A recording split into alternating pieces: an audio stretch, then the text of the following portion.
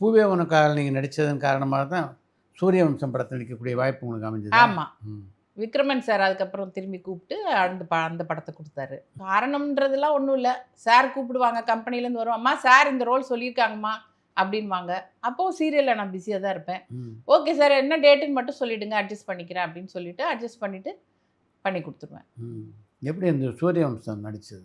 சூரியவம்சம் ஒரு நல்ல படம். எப்படின்னா சரத்குமார் சார் ரொம்ப ஸ்போர்ட்டிவ், எல்லாரோடையும் ஜாலியாக பழகுவார். அவரோடைய 4-5 படம் பண்ணியிருக்கேன். என்னோட ஃபர்ஸ்ட் ஹீரோயின் படமே அவர் தானே, வில்லனா இருந்து ஹீரோவா கன்வெர்ட் ஆனது பாலைவன பறவைகள் படம். அவரும் ஆனந்தராஜ் சாரும் வந்து அப்போ அந்த படம் பார்த்தீங்கன்னா ஃபுல்லாக பொள்ளாச்சி வெயிலா ஒரு பக்கம் கொளுத்தும். எல்லாருக்கும் ஃபேன் வைக்க சொல்லுவார், எல்லாரையும் நல்லா பார்த்துப்பார், நல்லா ஜாலியாக பேசுவார். நல்ல டைப்பு சரத்குமார் சார், நல்லா பழகுவார் எல்லாரோடையும். அது வந்து என்னென்னா நல்லா இப்போ எங்களுக்கு வந்து வீடுனா நம்ம எஸ்எஸ் வாசன் ஹவுஸு, எக்ஸ்டீரியர் போது பொள்ளாச்சி அந்த மாதிரி எடுத்தாங்க. மோஸ்ட்லி அவரோட சீன்ஸ் இருந்தது. நல்லா அவர் பழகிறதுக்கு நல்ல டைப்.